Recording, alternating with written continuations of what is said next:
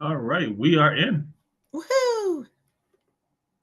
Hello, everyone. Welcome to this week's episode of Thirsty Topics. I'm Lawrence Elrod. And I am Meryl Climo. Meryl, this has been one incredible week. I kid you not.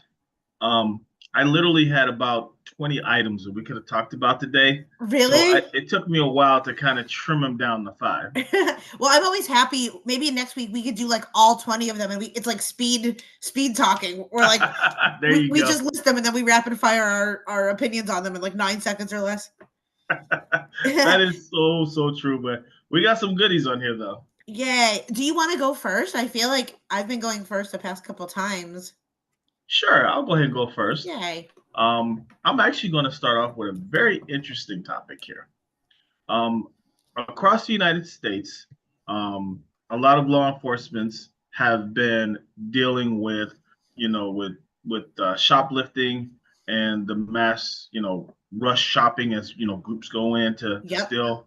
So a lot of places are having police officers, create special task force, and in some cases, even use a SWAT team to come in after them. Now, I do commend them for wanting to do something about it, but I guess my biggest issue is, when you look at some of the crime in some areas, especially violent crimes, and they say that, hey, we Yeah. don't have the resources and stuff. I just find it kind of hard to swallow that you can make resources to, go after things, but not people. And Yeah. maybe I'm being overly sensitive about it. What do you think about that? I think that one day when you and your family come to LA, I'm going to show you the stores in Beverly Hills that have like 30 police people standing and guarding one Birkin bag. And like, I feel like for every store, I mean, those are, I think they're private police people. Oh, anyway, I mean, those are like the police people of Beverly Hills, which is its own movie, truly. But, I mean, I think there's a lot of things going on. I feel like I know a lot of people like are shoplifting in bigger cities. I know we talked about a few weeks ago where now it's just like instead of persecuting people right off the bat, they're just saying just like please don't steal anything less than 700 or 900. They're kind of setting their parameters. So Yeah. I feel like it's weird in general that shoplifting has become a little bit more like acceptable, but I also agree that to put so many resources into something like that when there's obviously bigger things at play in our society is not good. Yeah. I mean, don't get me wrong. I mean, I'm not saying that law enforcement should ignore it. I'm not saying that by no means possible. But Right. when you look at people that have missing loved ones, Right. people that have unsolved murders and stuff like that, it's kind of a hard pill to swallow when you see a SWAT team go in to protect items in the store. Yes, I'm just saying. definitely. Absolutely, especially of like people with domestic violence or they just Yep. I've heard a lot of times people will if they get a restraining order and that like falls through, then they're just living their life in danger or someone will have to go back to a domestic violence situation. So yeah, I get that. I wonder, and we'll get into this is just a peek of what's coming soon, but if maybe they're going to start having more like robot cops with shoplifting. And I feel like they should assign human cops to the real issues and more kind of like I don't know technology to things like items. The crazy thing, Merle, is a year or two, I'd probably laugh and like, oh, I don't think so. But you know what?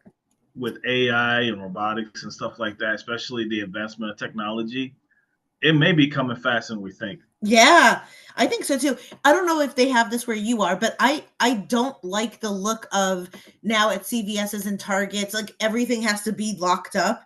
I feel like that's really annoying, and I don't know. I feel like that's a not great. So I mean, that's the only solution I could see now. But that's weird that that's the way we're moving now as a society.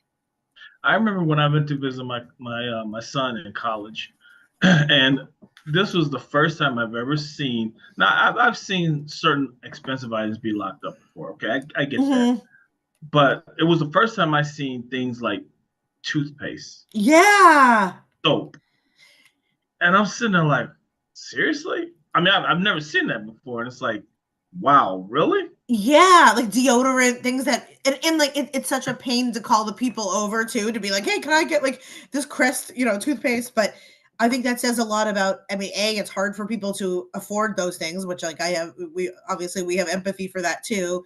But B, it's just as a society, I wish they should have more access to, like, if someone really needs toothpaste and they can't afford it, I know we all agree and we all pay taxes on this kind of stuff anyway. So Yeah, and you also kind of wonder, are they really saving money? Because you have to pay that worker to come over, yeah. unlock it, take it out, relock it, and then that process goes on all day long. Yeah. Now, again, for expensive items, I could totally see that. But if you're talking about some toothpaste that costs a couple of bucks, you're probably paying more for him or her to take care of the customer versus just leave it open. And I could be wrong. Yeah. Now, how would you feel if you went to the police academy and you always dreamed of being a police person, and then they told you actually your job is you're going to actually be at CVS guarding the paper towels? I probably wouldn't be a happy camper. No, I'd go into like dentistry or something else. I mean, like I said, I'm not saying that let them go and everything, but there's got to be some common sense to what we do. There really does. Yeah, I know, and I wonder if that's also going to be retailers. I don't know, like, not shutting down, but I mean, we've seen a lot of those types of like the bigger box stores closing down, like the Best Buys and the things where like things are tangible that people could take. And I wonder if it's just going to get like smaller and smaller as time goes on, but who knows? It makes you wonder.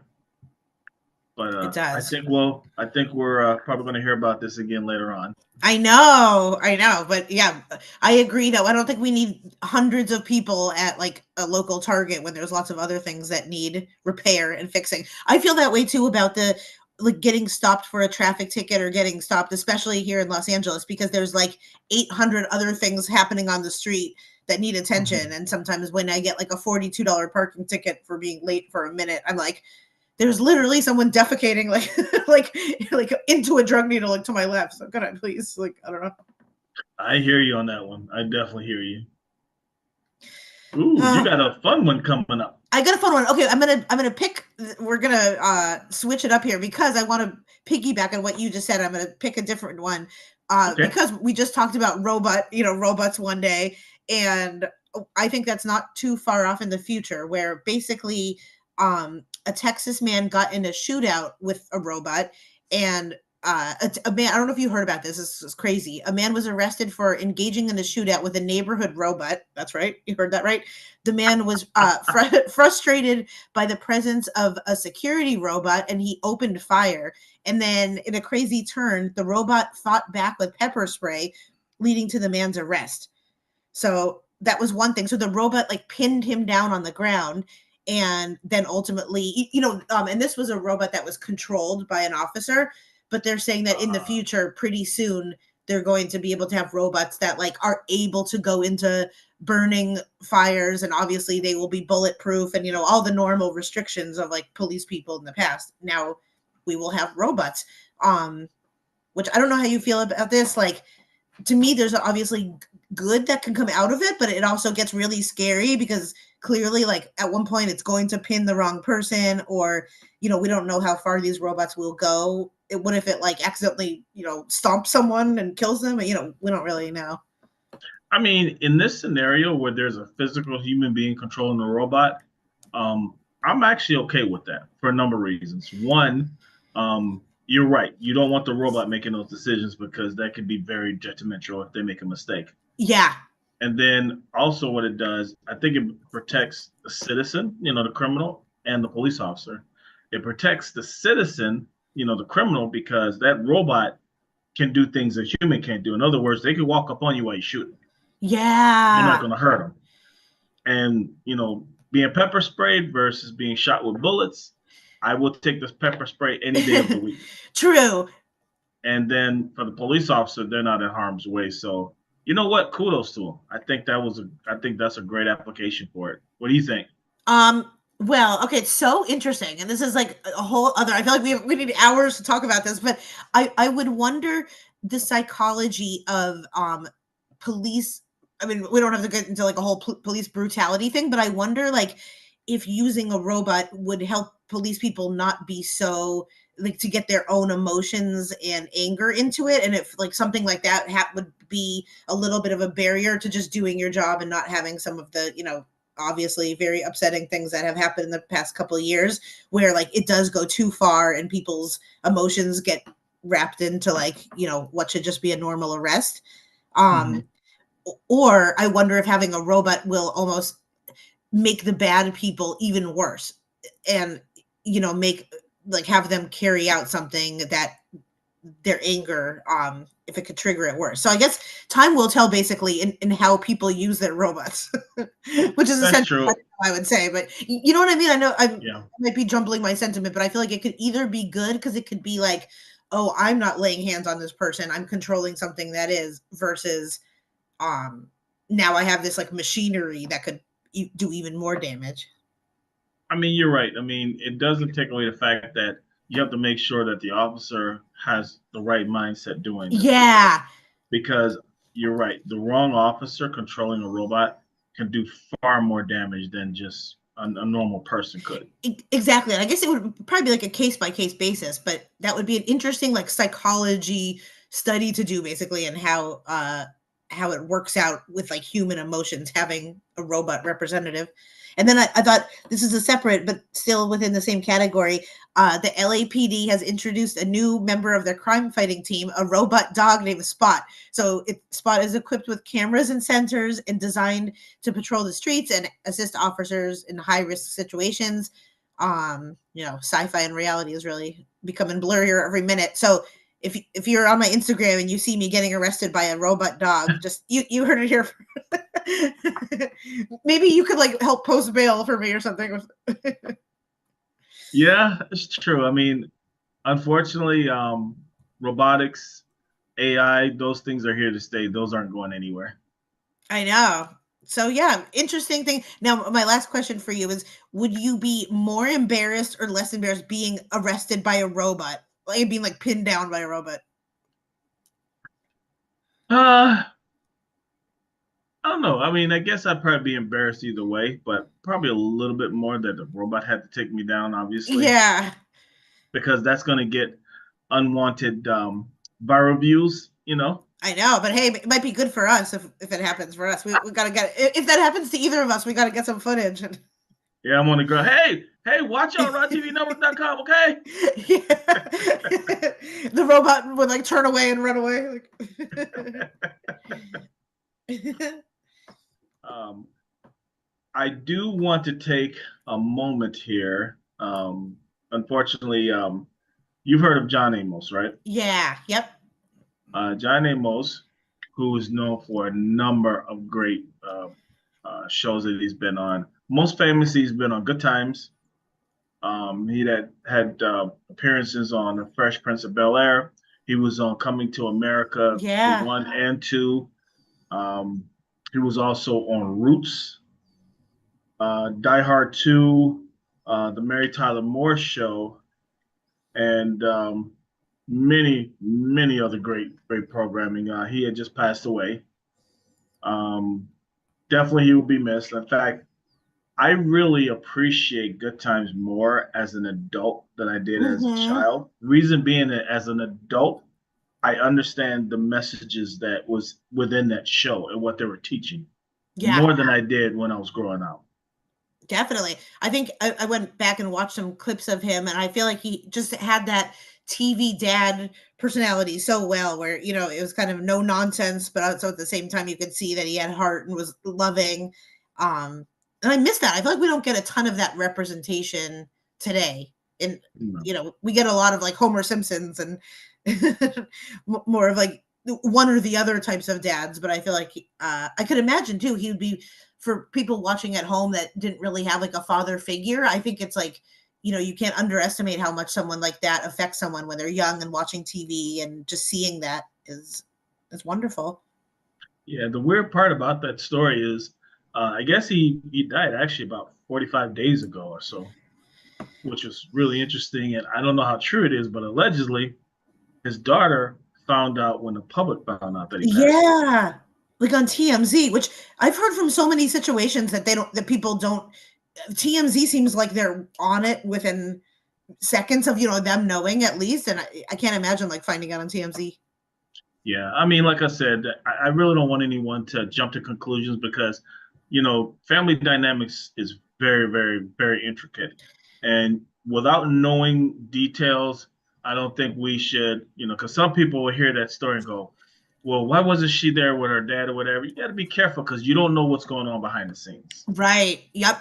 Especially, I feel like entertainment too. We definitely don't Yes. know. There's a lot of things and laws and contracts and, all that stuff. Oh, absolutely. He definitely will be missed because he was definitely a great person. One fun fact I did not know was he was married 3 times. I did not know Really? that. Yeah. Whoa. So Get it. What if like every TV show he was on, he just found like a new real life? He's like, okay, now I'm on Roots. It's time to get a new person. I yeah, like that. I can't wait to have my like fifth husband. First, I need my first, but I see it. yeah. From what I see, he has 2 children, um, male and a female, son and a daughter, and then he has a granddaughter. Aw. And I know I've seen some of the pictures of his son. Oh my God, his son literally looks just like him. I mean, Really? it's so scary. I mean, his facial features, Oh, I have to look. mannerisms. I mean, it was like scary. It's just Really? like, yeah. I wonder if his son is in acting too. I don't know. I have to look that up too. You know what? I don't know. That's a good question. Oh yeah! Wow, they have such gorgeous eyes. Like they've like their gorgeous features. Wow, their like nose is exactly the same. Yes, That the genetics run strong in that family. That's like they look like truly exactly the same. they really do. He literally looks like a young version of his dad. Yeah, he really does. The dad John was both of them, but like John stayed so handsome. He really was a handsome man. Yes, yes, definitely was someone that will be missed. Way to stay But yeah, handsome. Rest in peace. yeah, I definitely wanted to make sure I did shout out to him for that. So, Yeah, those were some good shows too. Like I think in terms of an actor's work and overall portfolio, like Roots, Good Times, like as you said, those were impactful shows. I feel like if I was an actor, you can't be more uh hoping for something like that, like a career with mhm, such quality shows. absolutely. Okay, well, I'm gonna bring it up for a moment with some another celebrity in the news recently, Joshua the goat, from one goat to another. So, in Newfoundland, Canada, an unlikely marathon participant made headlines. A goat named Joshua. This is exactly like if I could have the news my way, every single story would be a story about like an animal joining a marathon. Joshua joined the Conception Bay South 10-kilometer race alongside human runners. He came seemingly out of nowhere, and Joshua ran the full distance. Not only did he cross the finish line, but race organizers awarded him a medal for completing the course. And then my favorite part ever, the goat's owner, who obviously said he had no clue that Joshua would take part, said this is just the kind of thing that this goat does. So apparently he's very like mischievous. And then people are mad because the marathon results won't show Joshua's name, but obviously he won the hearts of everyone. But I think Joshua should be in the list of the runners. I mean, this is like I'm very upset about this, but I think that is so cute. And if I was running a marathon and a goat joined me, like that is exactly what I would need for my extra energy. Yeah, that actually was pretty cool. I saw videos of that, and I mean, it can't help but to put a smile on your face. It really I can't. know. And the owner just being like, well, that's Joshua. That was definitely a fun one for this week. And actually, here's another one that's going to put a smile on your face. Our former president, Jimmy Walker. I'm sorry, Jimmy Carter. Sorry, Oh yeah. JJ. Uh, our former president, Jimmy Carter, just celebrated his 100th birthday. Wow. So he is not only the oldest living president, he's the first president to ever, make it to being 100. And I tip my hat off to him. Yeah. I wonder also too, he seems like he's had a life full of pursuing goals and like even because they always ask the secrets of people that make it to 100 and over, and I feel like he's a prime example of like staying working, staying engaged. He's very like civically busy all the time, and I feel like that's all the Habitat for Humanity things, and Yeah. I think that's pretty cool. Oh yeah. And I've always said this before is just because you quote unquote retired don't mean you sit down in front of a TV and just die. That Right. just means you just change the direction of your life, whether that be working at another job, your own business, volunteering. But retirement doesn't mean you just sit and die because you will die not doing anything. But it Yeah. just means that you're just in a different chapter of life. And it Yes. does, and there's actually some interesting facts. Did you know that there are, and these actually shocked me, there's 101,000 Americans that are age 100 and over. Whoa, that's a lot. That's a And what's lot. and what's even crazier is they say that the centurion population is planned to quadruple over the next 30 years. Interesting, because it seems like that's so funny. I mean, I guess that makes sense, but to me, it almost seems like sometimes. I mean, I guess like the more people we have in general is a bigger population, the more obviously that are going to make it to over 100. But um, that's very interesting. I feel like in Yeah. this day and age, with all of our environmental toxins and stuff, like that's really a big feat to make it to 100 and over. Oh yeah. I mean, the thing is, when you look at climate change, basically what goes on in life, and unfortunately, there is the where you live at would Yeah, dictate yeah. a whole lot. Whether you're in a suburban area, whether you're in the inner city, whether you're in the country, that has, to me, I think that has um, a big part as far as how long you're going to possibly live. I wonder how me living in LA getting chased by a robot police dog is doing for my overall longevity. When I'm like 93, if I'm still here, I'm just gonna like surrender myself to like a robot and just be like, just please, like, just pepper spray me to death. It's okay.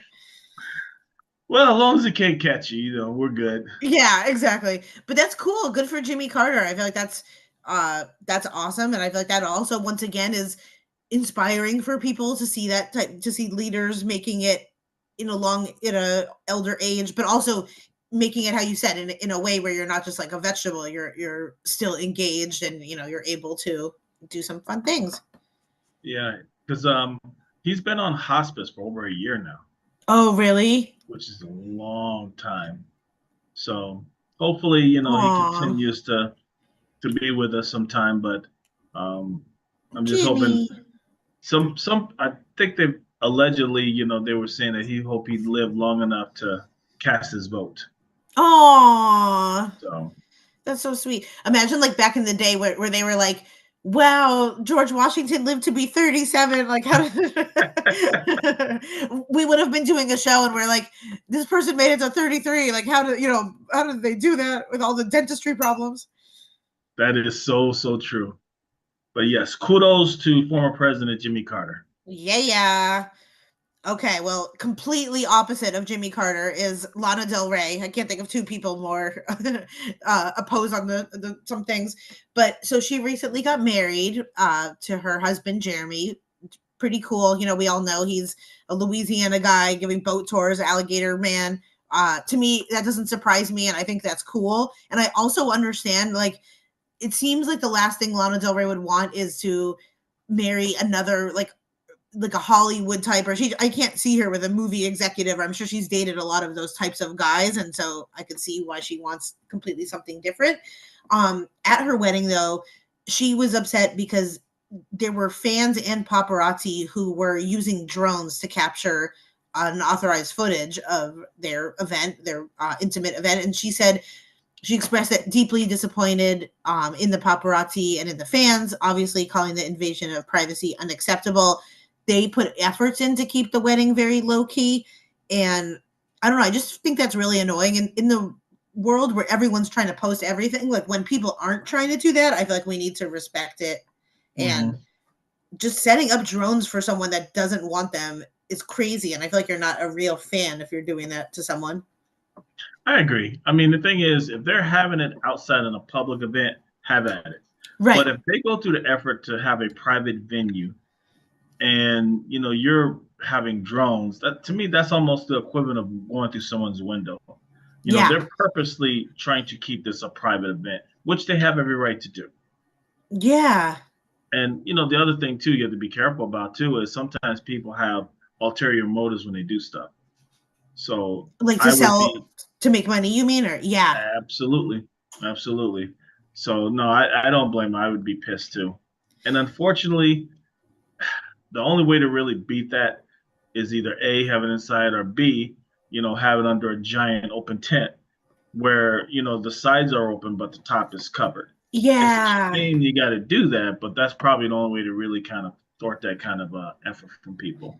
Yes, you're totally right. It must be that they wanted money too, because I also, even as a fan, like I don't really care about watching someone I love, like a celebrity get married that much. Where like I need to see that footage.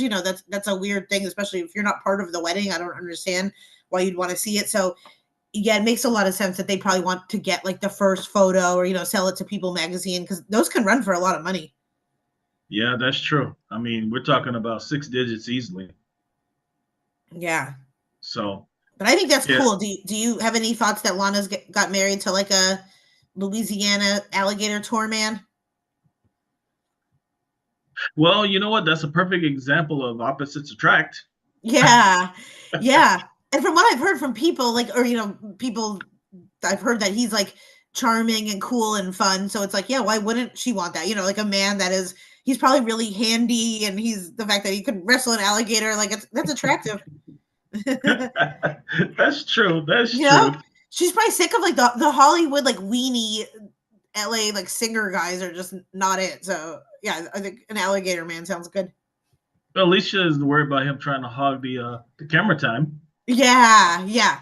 But I hope he doesn't go like very Hollywood. But I mean, the fact that he's marrying her is pretty cool. So I think that's great. That is so true. So yeah, we'll pray for that because you know that Hollywood, unfortunately, Hollywood weddings don't last very long. So we'll I hope for the know. best. So I really don't want to see like a reality show next week about them. don't give them any ideas now. Yeah, no ideas, no ideas. Talk about ideas. Did you get a chance to watch the vice presidential debate this week? I did. I did. Okay. You know, I have to admit, I was very surprised at how sane it was. Now, Yes. regardless of whether a person likes Waltz or whether you like JD Vance, I was very pleasantly surprised at how I can't believe we're saying this now, but how sane it was. No Yes. one talked about eating dogs and cats, Right. killing babies, and all this other nonsense. There was no disrespect in the name calling. It was like a true debate, talking about our Yes. policies. And we haven't seen that in like a really long time. Because I would even go as far back to say, even like the Hillary and Trump, obviously, for I honestly think on both accounts was like a little bit unhinged, or it felt like Mhm. a little bit theatrical. So I feel like it's been a very, very long time since we've had like a civil debate. I agree. I agree. And the interesting thing about it was a lot of people kind of was saying that Waltz missed an opportunity to call out JD Vance on, you know, I was amazed at how calm and relaxed he was and how sane he was, though he kind of, lied through his teeth on a lot of stuff. But I know. but I don't know. I kind of think that one, JD Vance did say out loud that hey, he's not a great debater. Um, I personally wouldn't have said that out loud. Me, that's just me. But Hmm. but he just said, hey, I'm not a great debater. So and I do understand where he was going because you want to fact check a little bit. You don't want to spend all your time fact checking because then your message won't get out. So I kind of understand the direction he went. You Yeah, know. I think so too. I think it was good. I think both men showed humility and a little bit more of like that personal side that both parties deny that the other side has. Hmm. And then I thought for Walls too, like I think everyone wants him, the people on the other side want him to be like hysterical and overly emotional, and that's some of the plans that these people are going to come in and be like overly too liberal to whatever. So I felt like he did a great job of just kind of staying steady and grounded. Mhm. And then same thing as I think JD Vance is like the last thing he needs is another Catwoman type of comment or to be snarky or like arrogant. So I thought I thought both of them seemed totally fine. Like you said, it just seemed like obviously both of them have like a level of intelligence and stayed clear headed. I mean, even on like liberal media, I saw a lot of people feeling like that Vance like won it, but I mean, who knows? That's just kind of I don't know. I know Saturday Night Live had a field day with it. Yeah. Oh my goodness. And once again, good for them. I appreciate when they could poke fun at like both sides too. And Yes. I really like that because for a while there it was a little weird, but yeah. Yeah. I mean, to me, it was funny just because of the fact that both of them were trying to be overly nice to each other. Yeah. It was kind of funny though when you looked at it because some people, and it's sad to say this, but we're so used to all the craziness in politics that a lot of people call the debate boring because you didn't Right. have all that nonsense. Yeah. Yes. Yes. And I think like Tim could have totally gone for the more jugular, like making fun of his stuff, but I like the route that he went, which was just like, let's talk about the issues and let's not personally drag each other into this. I Mhm. thought it was cool. They both remind me though of like a guy throwing a party, and it's like it's kind of fake, but it's kind of not. You arrive at the party and you're like, I think you like me, but you may kill me later on. And like, I'm not quite sure. Because I think as like down home and everything as Walt says, people to like get to this level in politics, there has to be a little bit of just fakery going on. That is so true. That is so true. But of course, that's over with. So now we're back to reality now. Yeah, we're back to reality. But I think that's how it could be and should be. So interesting. Very. I think they should switch it up and they should have like Vance just like debate with Nancy Pelosi or like like they just choose like a random roulette where they like all different members of different parties are just debating. I think that'd be interesting. Almost like a what's it called? Like a cage match or something. That would be interesting because certain people, the outcome would be much, much differently. Yeah, yeah. Uh Okay. Oh, okay. My president, if I could choose one, Mark Cuban. So I would hate to debate with Mark Cuban because I feel like he would put me into a pulp because I love him. But anyway, uh Mark Cuban, there's a story that came out that said he was in an interview. He said that he once got drunk and bought a whole American Airlines lifetime pass. So basically, after selling his first company, which I could just imagine how many millions that was for, because now he's a billionaire. Mhm. Cuban celebrated by calling up American Airlines and dropping $125,000 on a lifetime flight pass, which that means he could fly anywhere, anytime for the rest of his life. But in terms of impulse buys, I feel like that's an extremely smart one because if you think especially him, like he's definitely racking. I mean, right now he probably has a private plane, and so he's probably. The one thing that shocks me though is that's all it cost. I know lifetime because then it's like imagine if you fly to like Africa, once a month in like Hmm. Ireland, and yeah, I mean we could rack that up and like, and I wonder if that also includes first class because those one flight alone could be like $11,000 or so. Yeah, because I'm thinking like that's all it cost him for a lifetime. Well, but that was like a really long time ago. So that was selling his Oh, first company, which I think was probably in the 80s. I had to guess, or uh, 80s or probably okay, 90s. So that so that would maybe make sense. Yeah. yeah, yeah. So that might be like a 600,000 now, which still, I mean, if you're rich, just to do that, but then you also have to like. I'm sure at a certain point, Mark doesn't want to A, fly American Airlines commercially, and B, he like legit, I think, has his own private jet. So he's probably just like, oh, I have this lifetime pass if anyone wants to go on this American Airlines flight. Yeah, that's one hell of an impulse buy though. I know. So okay, say let's do like a little manifestation exercise. So if you sold, you're not selling Elrod TV network anytime soon, but if you sold a different company, and because I know you want to hold on to your baby for now, but like say you closed on a whole other company and you made like millions and trillions, what would be one of your first like impulse buys? Ooh. Besides See, like a house or, like besides like the normal like house car. besides the normal stuff like that, I would say my first impulse buy, my wife would probably get angry, but I would buy like 10 season passes. Oh, So that's this way, great. to the Bears, because I'm a big Bears fan. Yeah, That way, obviously I could go, but I could always have people to come with me, that's you know, cool. or maybe get one of the sky boxes and own one myself. Yeah. And honestly, those types of things are investment too, because True.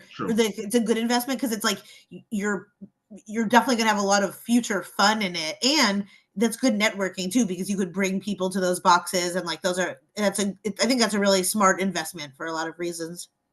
That's true. That's true. And being that I'm a diehard Bears fan, I would definitely make use of it. So What if you just that would, bought the team? I mean, at this point, you know what? I would love to have enough money to buy the Bears because what's cool about owning the team that you love is you would kind of run it a little bit differently where you still want to at least break even, but I wouldn't be so interested in trying to make money. I just want to build a killer team that, yeah. is a dynasty. And would you try to bring in other players? Depending on how the mix goes and who's available, but I probably would have a little bit of say so in how they put the roster together. But from what That's I so know cool. about the McCaskies, they're not selling anytime soon. So, Yeah. See, what that's about such a you? What's I was just what's gonna your say, info? I was just looking now and like anytime I get a little bit of money, I buy stuff like I have these like women statues. These basically like there's like these Oh, little ladies nice. that I saw and I love them so much. But like I feel like I don't do well with extra money because I'll just buy like naked cherubic women in art form. So I feel like any art I feel like mine would be some pretentious piece of art that I saw at a gallery because I feel like already I tend to get a little bit tipsy and like drink champagne, and then I'm always $1,000 away from just purchasing like ridiculous weird art. So I feel like that would be my choice. Hey, you know what? If that's what you like, just as long as you don't go crazy and you see this art, we're starting to bid at 10,000. I'll give you a million.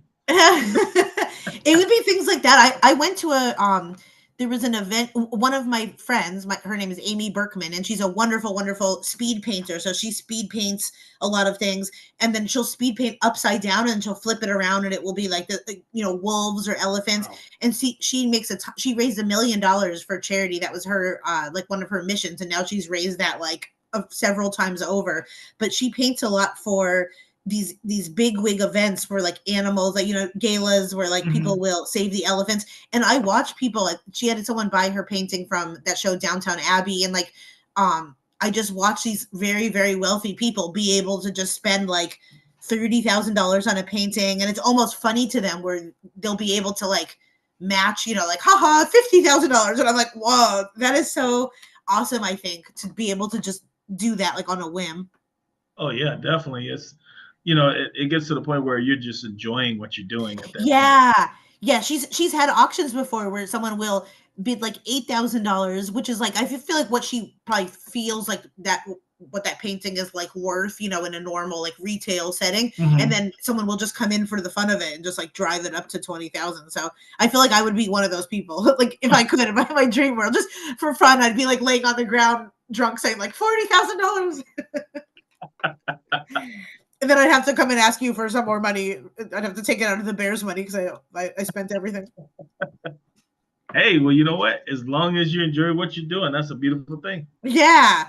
So I feel like Mark Cuban, of course, had a good that was a good buy because a lifetime flight pass is just I mean, why not? Absolutely. Absolutely. All righty. Well, this one is a very interesting topic here.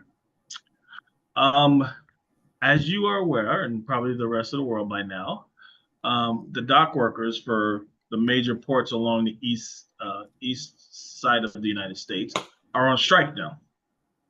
Ooh. This is what So people were warning about, I feel like. yes. So what's interesting is, and I think people should be careful about passing judgment. I was a little bit surprised at how well they get paid. I think they start Mhm. off like $80,000 a year. Some people are making like $200,000 a year. So their contract renews every 6 years.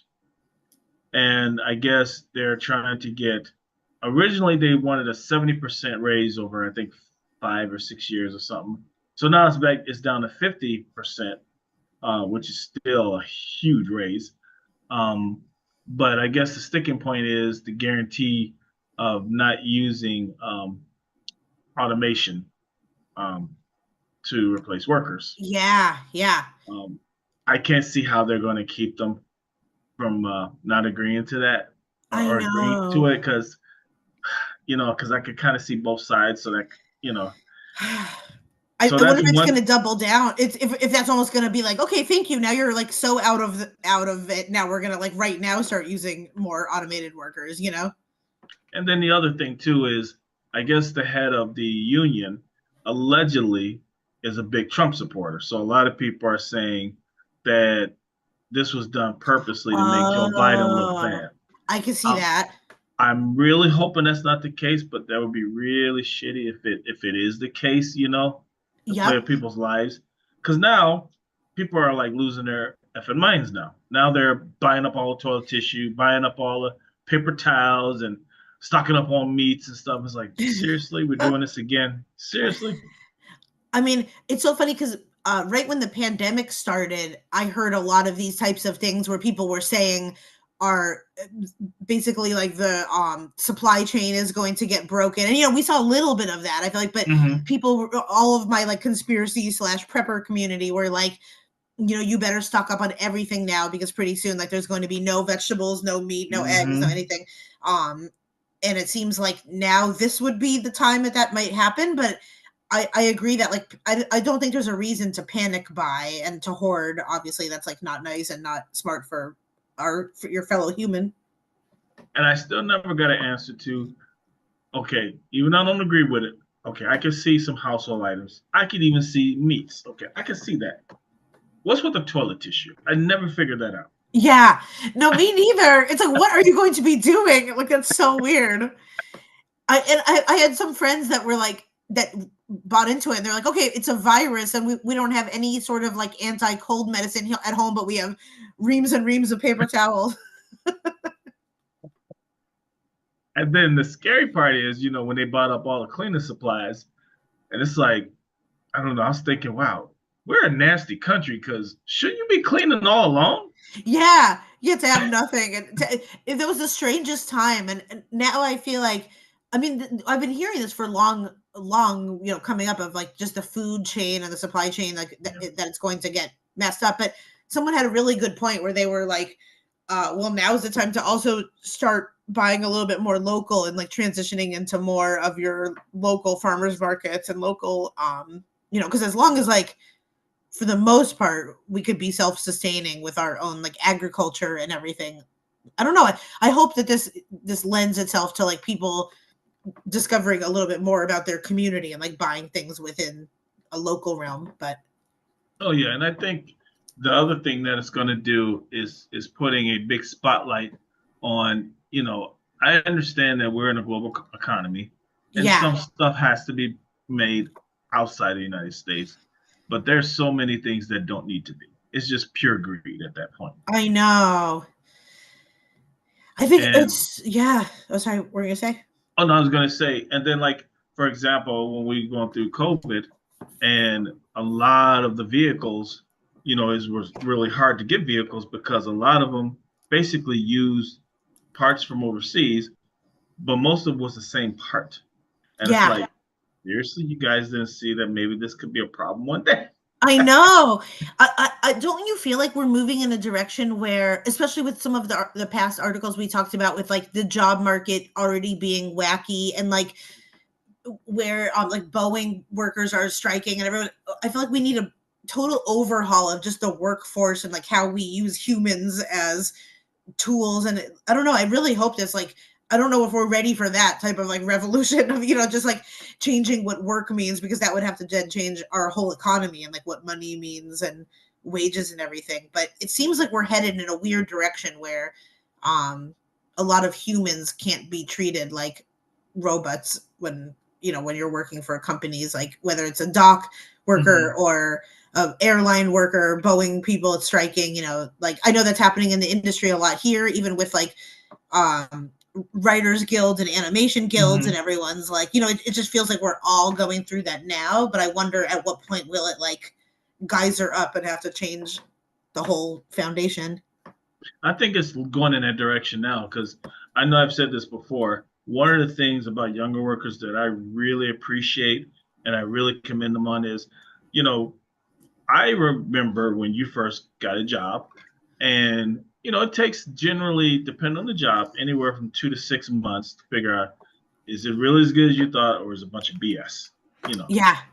And, back then, you didn't want to jump. So you kind of tried to make it work.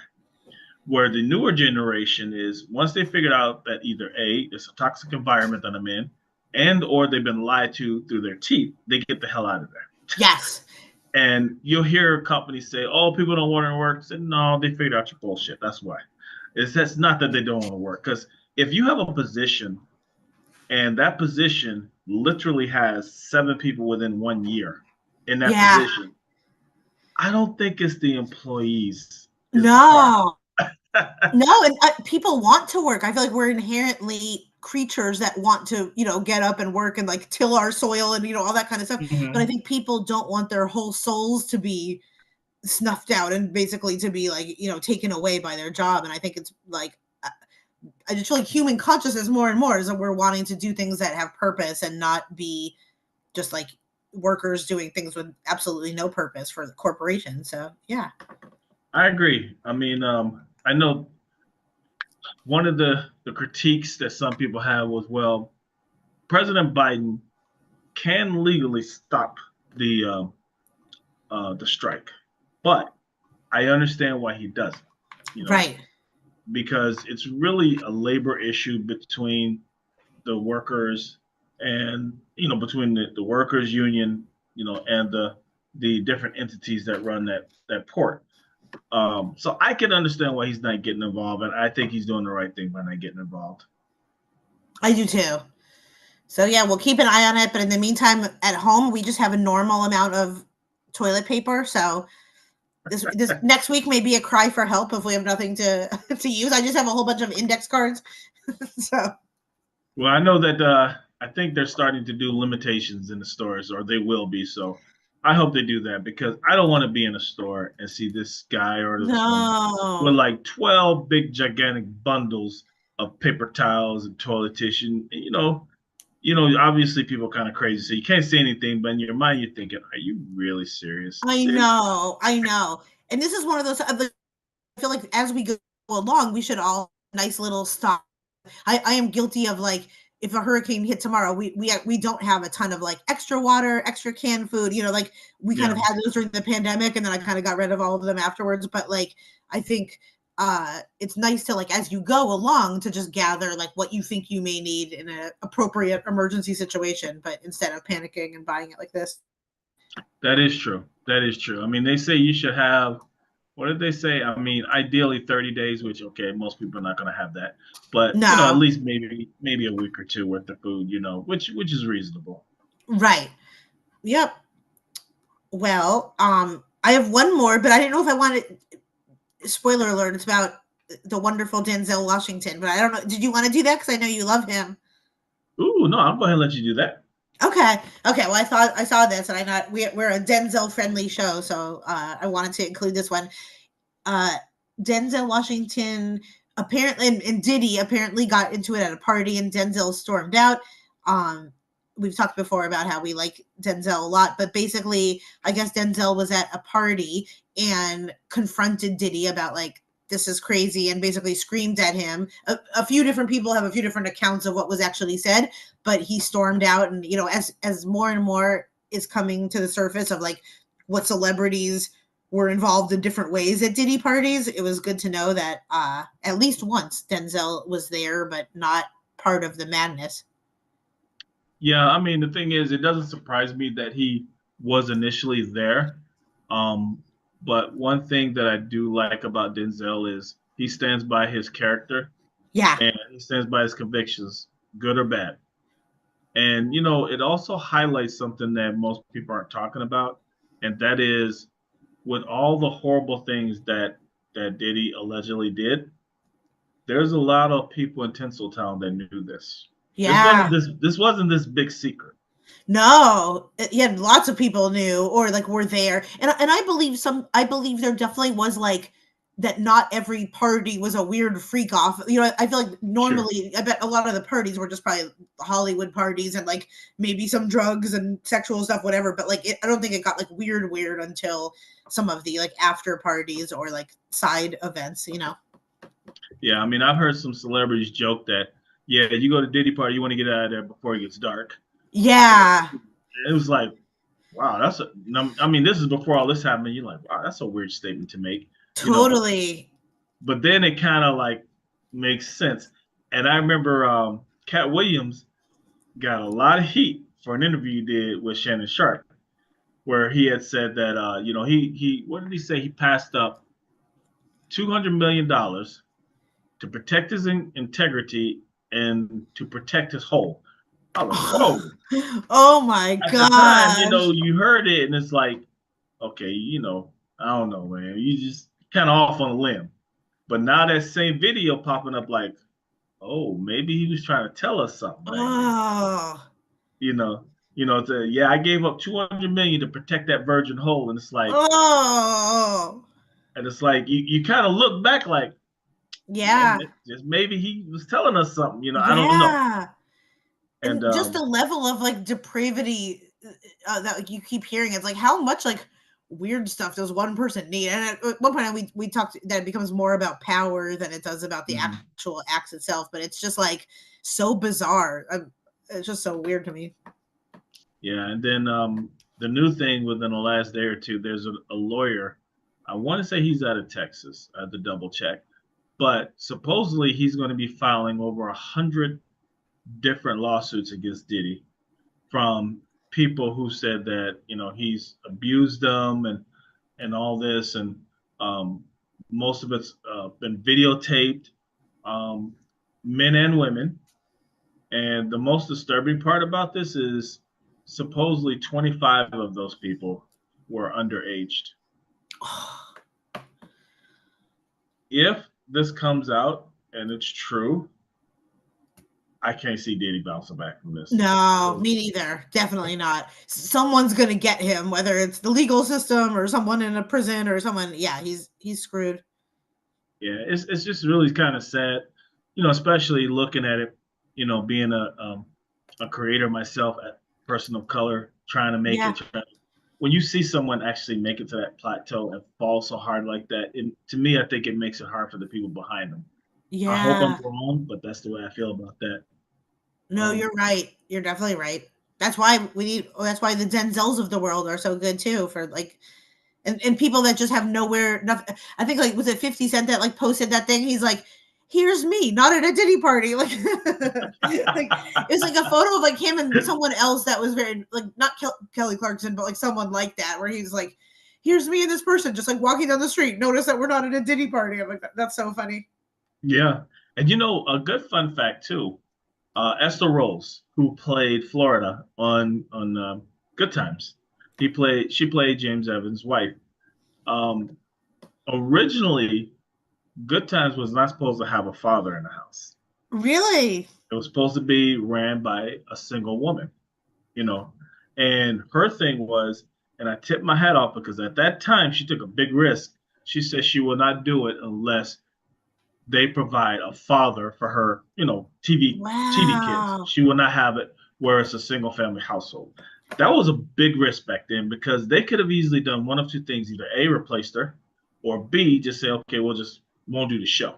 Yes. Yep. Yeah. Yeah. They And could have just been like, okay, next actress. Thank you. so she took a big risk by standing her ground. And, it just comes to show that, sometimes you just have to have a stance on what you believe.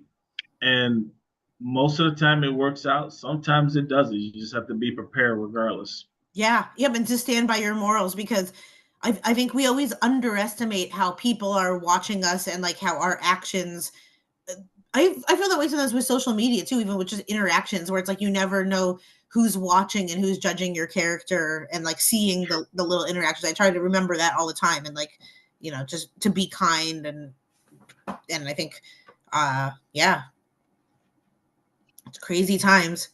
Very crazy times. And you know the crazy thing is this is only a portion of what I had on my list because there's so much stuff. So and we still had a full hour. So I know we did. The last thing I wanted to, we won't even have to talk about this, but I thought it was so funny where there wasn't really a lot to talk about, but there was some thing where it said like Ellen reveals her triple diagnosis, and it sounded so serious, and then it was like she recently found out that she has osteoporosis, like ADD, like stuff that like all of us have. I thought that was so funny because like whoever set up that headline totally knew what they were doing, because you know it was very like a shocking thing to read, and then it's like Ellen has osteoporosis, attention deficit. I'm like, give me a break, you know. Like, of course, those things could be serious, but in the world of this, actually, everything. Ellen DeGeneres was one of the subjects on my list that I had to cut Really, off. there's so much with her. I may bring it up next week. It's Yeah. a good one. Let's talk about next week. Ellen forever is like in my soul of who I love as like just from a stand-up point of view. And I, you know, like we have mentioned this before too, that she's like one of my biggest influences in stand-up, but like not as a person the past 2 decades. And you know, so not with her osteoporosis. So well, Meryl, what do you have coming up? oh my gosh. You know, honestly, it's so funny. This week I don't have any stand-up shows, but I write for a publication called The LA Girl, and I feel like I asked to go to some Halloween events, and now it is like the universe is punishing me because I'm going to every single Halloween event. So personally, I will just be at every haunted trail, tricking and treating, and trying to be somewhat scared still. So like last night I went to a haunted trail. Tomorrow I'm going to the CBS lot for some like haunted mansion, and it's almost like comical now. I'm at every Halloween event. Nice. Yeah, Now, are you going to be changing your costumes, or are you just going to wear the same costume? No, now I'm going in just dressed in black and with a good attitude. But even yesterday, I'm like, okay, I'm scared again. You know, like this was like the 9th Halloween event I've done. So, and it's so funny because I don't have kids or anything, so I just like go to some of these alone, or I just drag a friend who barely wants to go. There you go. Hey, go ahead and bring them on with you, right? Yeah, I almost I didn't do it, but I almost reached out to some of my friends with kids and said, "Hey, do you want me to take your kid? Like, I have all these events that I'm going to. Do you want me to want me to lend your kid to me?" But then I decided, never mind. Well, you're just watching, so the cool thing is you get to give them back at the end of the night.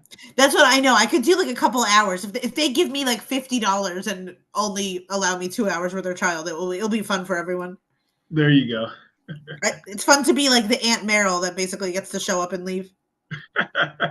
And what about you? Actually, I've only been invited to one Halloween party at a neighbor's house, so that's cool. Yeah, we RSVP, so we're definitely gonna go there. So, Halloween parties are fun. So it'll be a lot of fun. I'm looking forward to it. Haven't dressed up in a long time, so it'll be kind of fun. Yeah, I kind of want to be Mudang, but like I want to be like a lady version of Mudang. I mean, she's a lady, but like whatever, a spiced up Mudang. My wife thinks I should dress up as a Chicago bear. Yes, you totally should. So I don't know. I may do that. That'd be kind of fun to go. That would be awesome. In fact, I teased her one year. I said, "You know what I should do? I should dress up as a pimp." She's like, "Absolutely not." I was like, "Man, it'll be fun because it'll be out of my character." It's like, "Absolutely not." No. No, I think a Chicago bear is way less harming. It would definitely turn heads, though. Yeah, that's true. So funny. Well, this was great. Yes, it was, and we had a lot of fun. And just remember to support us, support Meryl by if you happen to be in California area where she's doing any shows or any appearances, make sure you go out to support her and celebrate what she does. Also support us with elrodtvnetwork.com. Again, I'm Lawrence Elrod. And I'm Meryl Klimo. Bye, everyone. Bye-bye.